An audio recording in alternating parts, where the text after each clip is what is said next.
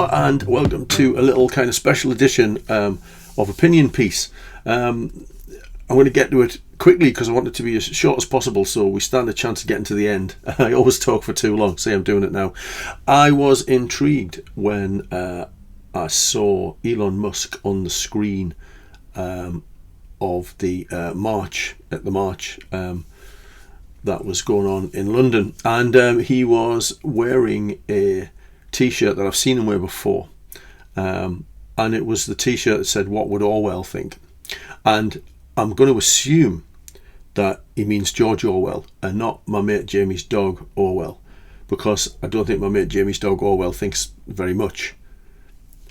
A bit like Elon Musk. No, don't say that. So I did wonder actually what would Orwell think of Elon Musk, and of Elon Musk wearing a "What would Orwell think" t-shirt, as though connecting himself somehow to the words and the stature and the narrative, I suppose, of George Orwell and what he wrote and what he thought back in the day. So I want you to suspend reality for a moment and imagine me not as me, but as George Orwell. And this is what I think George Orwell might have said if he'd written a piece on Elon Musk and the wearing of the t-shirt. The other day I saw a photograph of a man of means, an industrialist, they now call such people, wearing a shirt with the words "What would Orwell think" blazoned across it. The man in question was Mr. Elon Musk, whose enterprises stretch from the extraction of minerals to the launching of satellites and the design of machines which, we are assured, will one day replace human drivers, workers, and perhaps even writers. It is curious, though not surprising, that he should wear such a garment. In our age, irony has become a badge of honour. To proclaim oneself the subject of criticism is taken as evidence that one is beyond it. Thus, the tyrant pins a dove to his lapel, and the monopolist insists he is the champion of free speech. What would I think? I should think that the question answers itself. A man who employs tens of thousands and prides himself on reducing their movements to data points, who fills the skies with machinery that can watch every field, every street, every home, who dreams of colonies on Mars while poverty persists on Earth, such a man is the very embodiment of the world I once warned against. The danger lies not in the machines themselves, but in the concentration of their ownership. When power is centralised in the hands of governments, we call it totalitarianism. When it is centralised in the hands of private men, we call it enterprise. The effect on the ordinary citizen is much the same. He is watched, tabulated, nudged and managed, whether by bureaucrat or by billionaire. There is a childishness too in this kind of provocation. To wear one's critic as a slogan is a way of disarming him. You cannot accuse me of being Big Brother, the man implies, for I have already accused myself. But to mock the warning is not to escape the truth. I am not against invention. Indeed, the world needs it badly. But invention without conscience is merely another tool of domination. The real question is not what I would think, but what you, the millions who work, consume and live under the shadow of such men, are willing to accept. Do you want a society where technology serves humanity, or one where humanity serves technology's owners? If my name is to be used on a shirt, let it be used to remind people not of me, but of themselves, of their right to be more than cogs in another man's grand design. There is another matter. Mr. Musk has a habit of speaking in ways that echo the ugliest tones of our politics, mocking migrants, flirting with racist tropes and presenting his prejudices as free thought. This too is familiar.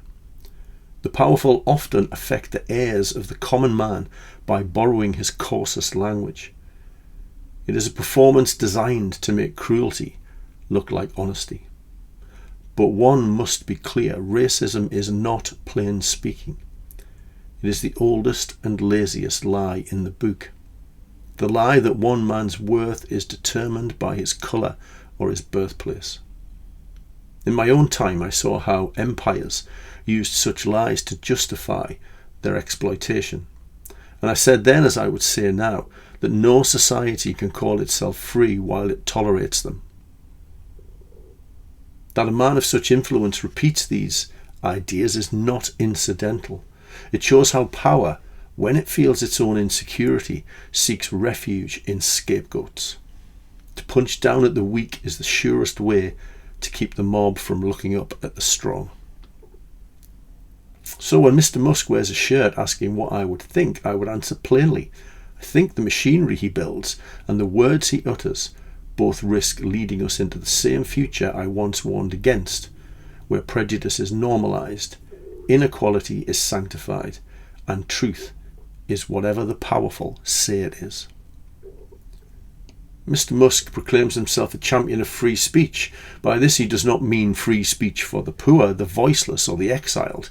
He means free speech for the powerful to sneer at the powerless. He means the liberty to spread conspiracy while silencing criticism with lawyers. His absolutism is of the oldest kind, the absolute right of the rich man to shout through a megaphone while the beggar whispers at the gate. It is instructive that so much of this so-called liberty takes the form of racial sneers. The tired insinuations about migrants, the dog whistles about crime, the easy refuge in prejudice. In the England of my youth, such talk was the province of barroom bores. In the America of today, it's rebranded as courage. What is called frankness is, in fact, cowardice. The cowardice of punching down at those least able to punch back. This is newspeak in its purest form. Racism is renamed truth-telling. Harassment is renamed debate. And the platform that amplifies these things declares itself a public square.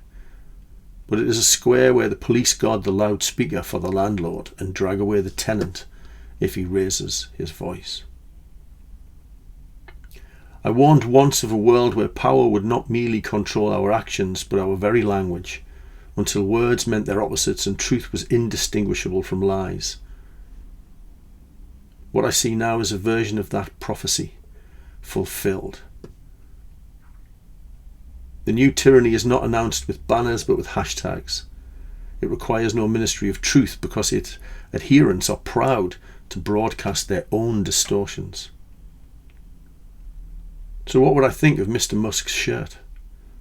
I should think that it is a very curious thing for a man to wear the name of his severest critic upon his breast. It's as if the farmer daubed animal liberation above the pigsty gate.